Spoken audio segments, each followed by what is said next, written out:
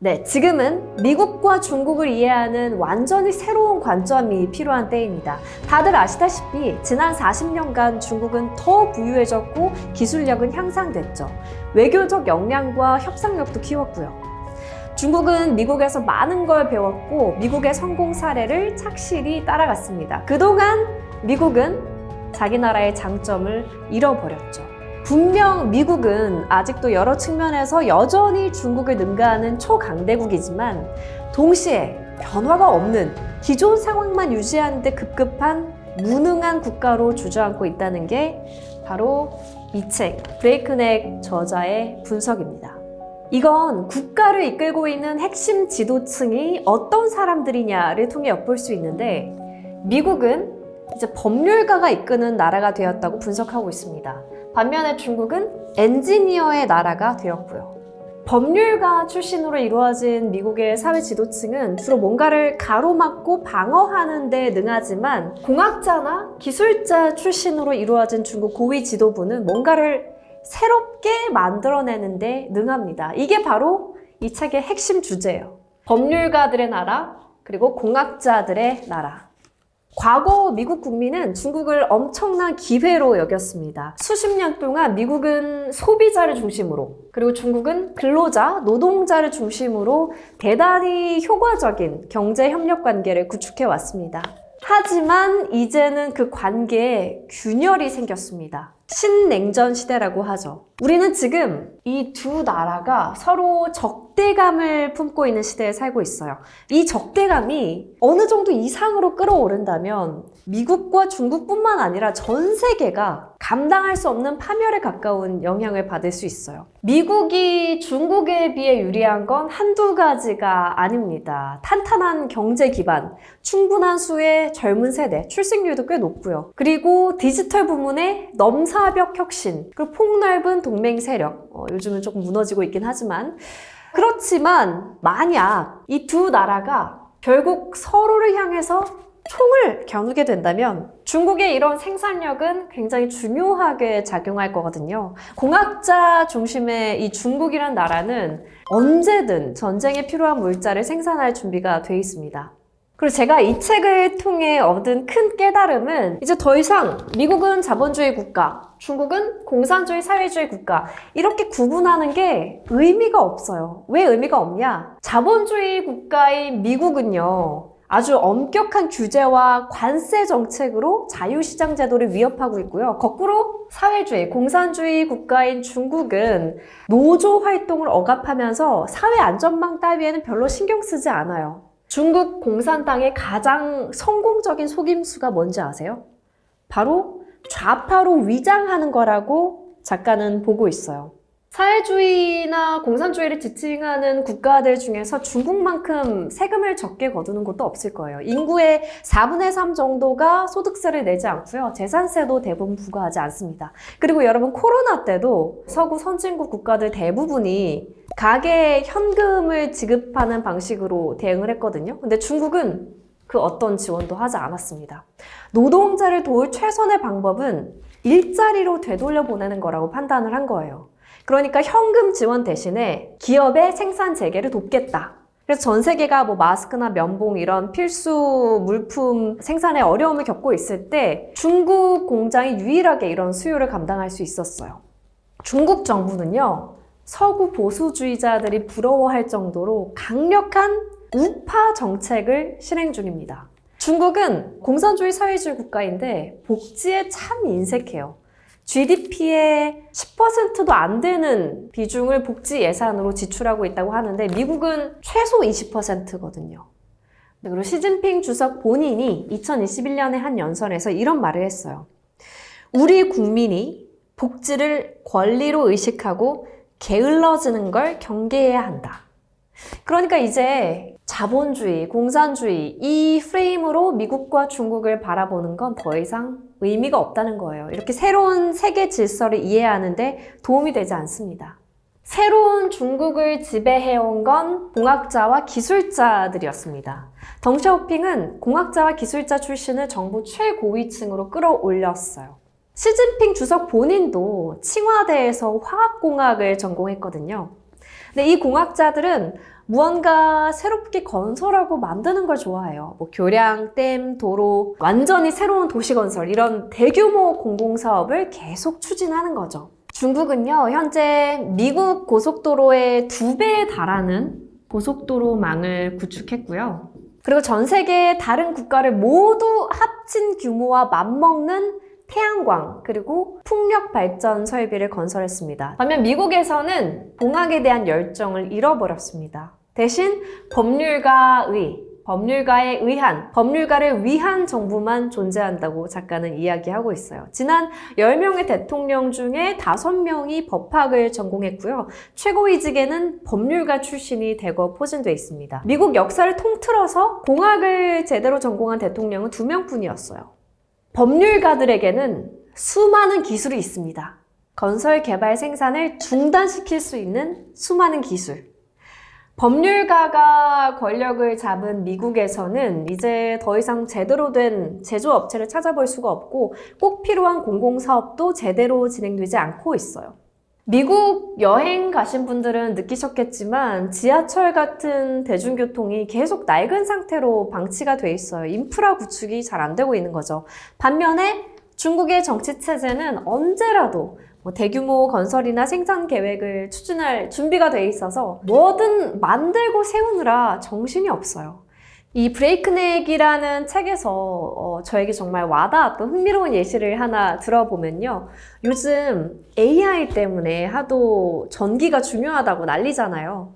미국 펜실베니아에서 1957년에 최초로 상업용 원자력 발전소가 가동을 시작했거든요. 미국은 이렇게 일찍 시작했는데 중국은 1991년에 상업용 원자력 발전소가 가동을 시작했어요. 한참 늦었죠. 그런데 2024년 기준으로 중국에서는 55곳의 원자력 발전소가 가동 중이고 미국에서는 54곳이 가동 중이에요. 근데 앞으로가 더 중요합니다. 미국에서는 새로 건설 중인 원자력 발전소 단 한 곳이거든요. 중국에서는 지금 몇 개가 건설 중일까요? 32곳이 건설 중입니다. 앞으로 이 전력량 체급 차이가 어떻게 진행될지는 불보듯 뻔하죠. 중국의 기술적인 정교함이나 완성도는 당연히 미국에 비해 떨어질 수 있어요. 하지만 이 막대한 전력량 덕분에 어쩌면 그 부족함을 만회할 수 있을지도 모르죠. China has twice as much energy as we have as a nation. Our economy is larger than theirs. Makes no sense to me. 중국은 2018년부터 2019년까지 약 44억 톤의 시멘트를 생산을 했는데요. 이 양은 미국이 20세기 전체에 걸쳐서 생산한 시멘트 양과 거의 맞먹는 양이에요. 이런 건설 호황은 중국이 부유해진 원인이자 결과라고 할 수 있습니다. 건설 경기 호황은 경제 활동을 직접적으로 자극해서 일자리 창출로 이어지거든요. 그리고 도시화가 가속화되면서 농촌에 있던 인력이 도시로 이동을 하고 그러면서 더 저렴한 인건비로 생산 활동이 이루어질 수 있겠죠.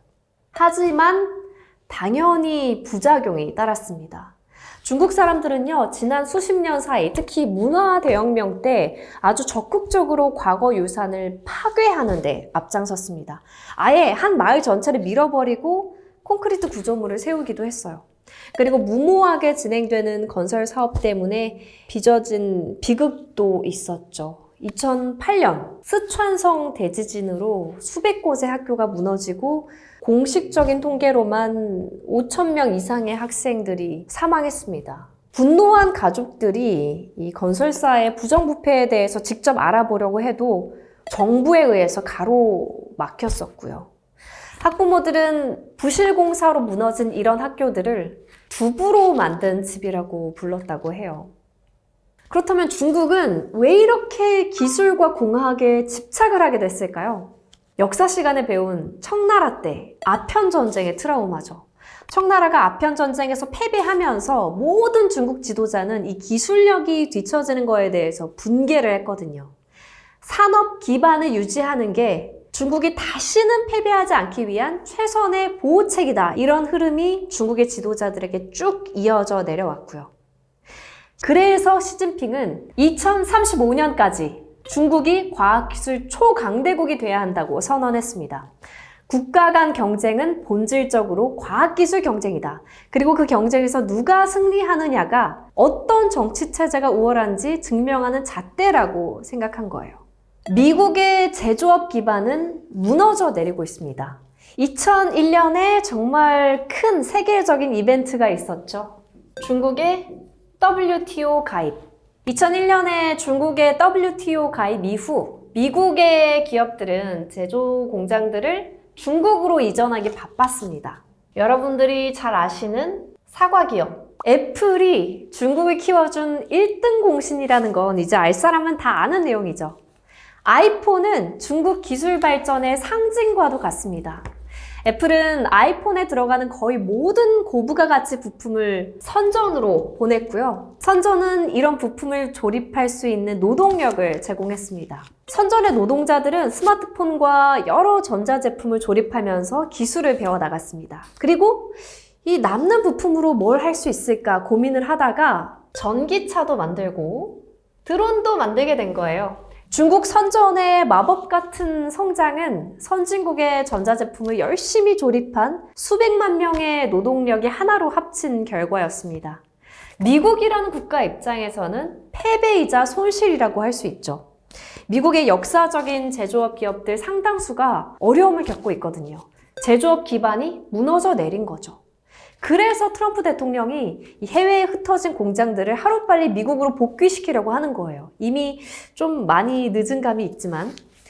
그러면 중국도 경제가 더 고도화되고 발전되면 미국이 중국에게 산업을 물려준 것처럼 다른 개발도상국에게 산업을 넘겨주고 AI나 디지털 플랫폼으로 갈아탈까요? 중국에서는 저사양 산업조차 퇴출되지 않습니다. 중국은 제조업을 포기하고 서비스업으로 가는데 관심이 없고 절대 탈산업화하지 않겠다고 선언했습니다. 실물 경제가 중요하다고 판단을 한 거죠. 중국은 미국이 치워버린 수많은 지저분한 산업을 받아들였는데 그중 하나가 바로 요즘 정말 많이 얘기가 나오고 있는 희토류입니다. 예전에는 미국도 희토류를 많이 생산했었거든요. 근데 이 희토류는 이름처럼 엄청 희귀하진 않아요. 근데 이거를 채굴해서 가공하려면 엄청난 양의 전력과 물이 필요하고 이 과정에서 대기 중으로 발암물질이 나와요. 그렇기 때문에 미국은 당연히 이런 저사양 제조업을 그만둘 의향이 있었고 근데 이 결정이 결과적으로 국가에 얼마나 큰 타격을 줄지 알지 못한 거예요. 뒤늦게 후회를 하고 있죠. 왜냐하면 중국이 이 희토류를 무기화하고 있으니까요. 중국 기업들은요, 미국이 기초 연구를 완성할 때까지 기다렸다가 나중에 생산을 장악하면 돼요. 태양광 전지도 한번 예를 들어볼까요? 최초의 태양광 전지를 발명한 건 미국의 벨 연구소였거든요. 여기서 태양광 전지를 개발했지만 중국은 지금 태양광 발전 분야에서 설치량으로 세계 1위입니다. 그리고 트럼프의 대중 압박은 아이러니하게도 중국의 기술 독립을 낳았어요.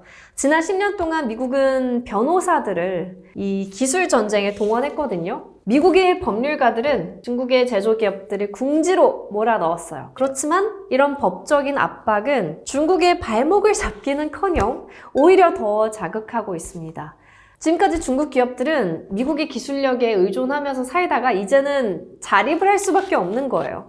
중국에서도 2010년대 미국처럼 여러 디지털 플랫폼을 개발하기 시작했습니다.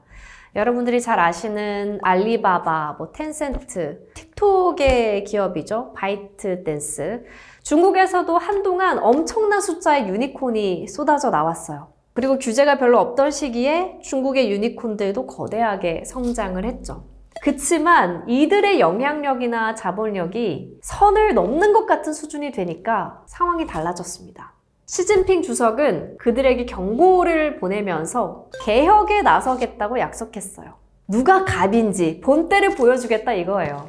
그래서 마윈이 설립한 핀테크 기업 엔트파이낸셜의 상장도 바로 가로막혔고 그리고 차량 공유 앱 디디추싱은 국가 안보에 위협이 된다는 모호한 혐의로 조사를 받았습니다. 컴퓨터 게임을 할 수 있는 시간도 규제를 했어요. 미성년자는 금, 토, 일 저녁 8시부터 9시, 일주일에 3시간만 컴퓨터 게임을 할 수 있다. 그렇게 2021년 한 해 동안 거의 모든 중국의 주요 기술 기업들이 타격을 입었어요. 시진핑 주석의 규제 때문에 사라진 중국 기업들의 시장 가치는 1조 달러에 달합니다. 시진핑 주석은 중국의 기술 기업이 중앙정부에 도전하는 권력이 될 수 없다는 사실을 강력하게 일깨워줬습니다. 베이징의 이런 조치에는 엄청난 돈을 버는 이런 디지털 기업들이 사회에 도움이 되는 가치는 창출하지 못한다. 이런 의심이 깔려 있습니다. 중국 정부가 현대 미국의 경제 구조를 경계하고 있는 것 같기도 해요. 지난 몇십 년간 미국의 주요 성장 동력은 월가와 실리콘밸리였으니까요. 그리고 중국은 페이스북이나 틱톡 같은 SNS를 자유로운 표현이 가능한 플랫폼으로 보거든요. 이런 플랫폼은 정치적인 불안을 만들어낼 수 있는 막강한 잠재력을 가지고 있죠. 그런 이유로 더 규제를 세게 하는 거예요. 근데 진짜 무서운 건요. 중국의 엔지니어들은 과학기술 문제가 아니라 사회 문제에도 공학을 적용했습니다. 일명 사회공학. 이게 정말 무서운 거거든요. 역사상 가장 충격적인 사회 실험 중 하나가 바로 한 자녀 정책입니다. 지금 당장 인구를 줄이지 않으면 큰 재앙이 올 거라고 예상을 한 거예요. 근데 이 예상을 한 사람이 사회과학자가 아니라 미사일을 연구하던 과학자였거든요. 이 미사일 과학자가 중국의 인구는 앞으로도 영원히 인구가 증가할 것이다. 이렇게 주장을 한 거예요. 이런 직선적인 공학 결과를 믿는 건 공학자들밖에 없을 거예요. 그리고 이런 가설들이 당시 가장 성능이 좋은 컴퓨터로 계산된 거였기 때문에 공학을 신봉하는 덩샤오핑도 믿었던 거죠. 그래서 추진하게 된 한자녀 정책은 지난 반세기 동안 그 어떤 중국의 정책보다 큰 고통을 초래했습니다. 당시 정부는 여성의 인권 따위는 신경 쓰지 않고 강제로 불임이나 임신 중절 수술, 그러니까 낙태 수술을 강요했습니다. 공무원들에게는 정해진 수술 할당량이 있었어요. 그래서 이 할당량을 채우면 좋은 평가 점수를 받고 현금 보상을 받기도 했어요. 내년에는 기준이 어떻게 바뀔지 모른다면서 조산을 강요당하는 경우도 있었어요. 거의 출산이 임박해서 낙태 수술을 강요당하기도 했고요. 살아서 태어나는 아기들도 있었다고 해요. 그래서 그 살아서 태어난 아기들의 머리에 포름알데히드 주사를 맞췄고 또 두개골을 가위로 박살냈다, 이런 기록들도 있어요. 이게 아직도 미스테리입니다. 실종된 4천만 명의 여자아이들. 한자녀 정책의 악명 높은 결과 중 하나가 여아 살해거든요. 딱 한 명만 가질 수 있다고 하니까 이왕이면 아들을 선호한 거예요. 여자아이들은 태어나자마자 질식, 익사, 독살 등으로 살해를 당했고 쓰레기 더미에 버려졌습니다. 이 시기에 약 4천만 명 이상의 여성들이 실종됐다고 인구학자들은 추정하고 있어요. 35년 동안 중국에서는 현재 미국 인구 수에 육박하는 3억 2천만 건 정도의 낙태 수술이 이루어졌고요. 1억 명이 넘는 여성이 불임 수술을 받았습니다. 한자녀 정책과 관련해서 가장 뼈아픈 사실은 사실 중국에서는 이렇게 강제적으로 출생률을 낮출 필요가 없었다는 거예요. 이미 출생률은 조금씩 떨어지고 있었거든요. 그리고 제가 유튜브에서 다뤘던 팩트풀니스 책에도 나오지만 경제가 성장하고 교육 수준이 향상되면 출생률은 자연스럽게 떨어집니다. 일본, 그리고 우리나라, 대만 이런 동아시아 국가들이 이미 자연스럽게 출생률이 낮아진 경험을 했고요. 한자녀 정책의 결과는 가혹했습니다. 여성들에게 가해진 신체적 상처와 또 심리적인 상처, 여아 살해로 대변되는 성불평등, 그리고 급속한 노령화. 공학자들은, 이 엔지니어들은 여러 면에서 서툰 점들이 많아요. 특히 문화 상품을 만드는 일에는 정말 어울리지 않죠. 중국은 지난 몇십 년 동안 전 세계가 매력적으로 여길 만한 문화 상품을 전혀 만들어내지 못했습니다. K-POP 같은 문화 상품은 상상도 할 수 없죠. 공학자들은 일단 농담을 받아주지 않고요. 중국의 예술가들이나 작가들은 사회주의 사상을 철저히 따라야 하거든요. 작품에 어떤 정치적인 비판을 담아서도 안 되고요. 통제에 대한 공학자들의 편집증은 이 위안화의 위상을 불안정하게 만들기도 해요. 강대국이 되려면 전 세계적으로 그 나라의 통화가 쓰여야 되거든요. 그게 바로 기축통화라는 지위인 거죠. 근데 이 중국 정부는 금융시장까지 너무 통제를 하다 보니까 기축통화가 될 수가 없는 거예요. 지금 미국의 달러는 전 세계를 지배하는 기축통화로 압도적인 사용량을 차지하고 있는데 거기에 반해서 중국의 위안화는 전 세계 결제 금액의 약 3% 정도만 차지할 뿐입니다. 그럼에도 불구하고 중국은 계속 전 세계로 뻗어나가고 있어요. 특히 1대1로 프로젝트라는 게 뭐냐면 중국의 어떤 사회 기반 시설 또는 간접 자본을 계속 수출하고 있는 거예요. 대출 형태로 자금과 기술을 지원하고 있어요. 특히 아프리카의 인프라 건설에 가장 큰 자금을 지원하고 있고요. 개발도상국들도 자기 편으로 끌어들이고 있는 거죠. 앞으로 미국과 중국의 패권 전쟁은 누구의 승리로 끝이 날까요? 중국이 경제 규모뿐만 아니라 외교, 문화, 국가적 영향력 이런 모든 면에서 다 미국을 제치고 세계 최고의 국가로 올라서겠다는 목표는 사실상 달성하기 어려울 거라고 이 책의 저자 댄 왕도 인정을 합니다. 공학자 출신의 통제와 또 간섭에 대한 집착이 중국 체제의 근본적인 한계라고 할 수 있겠죠. 하지만 어쨌든 이 중국을 미국의 패권에 도전할 만한 강국으로 밀어붙이는 것도 바로 엔지니어들입니다. 미국과 중국의 이 두 초강대국이 서로의 장단점을 이해할 수 있다면 이 세상이 얼마나 더 나아질 수 있을지 작가는 계속 이야기를 합니다. 미국에서 꼭 필요한 인프라 건설 아니면 대규모 공공사업에 대한 추진들이 이 법률가들에게 가로막히지 않고 잘 진행이 될 수 있다면, 그리고 중국 정부에서는 각 개인들을, 기업들을 좀 자유롭게 내버려 둔다면 그런 날이 오게 될 수 있을지 우리가 지켜봐야겠습니다.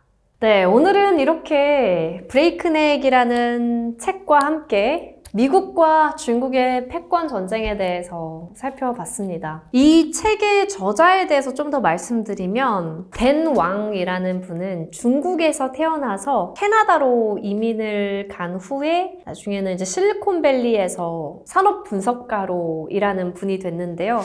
그렇기 때문에 미국과 중국의 양쪽 상황을 좀 더 객관적으로 균형 있게 바라볼 수 있는 시각을 갖추게 되신 것 같아요. 그리고 보통 미국과 중국의 패권에 대해서 서술한 책들이 좀 어려운 경향이 있는데 이 책은 조금 더 수월하게 후루룩 책이 읽히는 느낌이었어요. 그리고 이 책이 저에게 준 통찰력이 정말 너무 컸었어서 지금 보시면 제가 표시해둔 부분들이 진짜 많아요. 너무나 인상 깊게 읽었던 책이어서 제가 교보문고에서 이 책을 한 4권, 5권 사서 막 주위에 돌리기도 했어요. 그만큼 이 책 한 권을 읽고 나면은 지금 현재 뉴스에서 얘기하고 있는 일들의 그런 배경, 이유, 그리고 거시적인 흐름에 대해서 파악할 수 있는 너무나 유익한 책이기 때문에 여러분들께 꼭 추천하고 싶습니다. 그럼 저는 다음에 또 유익한 책으로 돌아올게요. 안녕. 단어 속에 잠긴 세계, 끝없는 여행이 시작돼. 나는 책을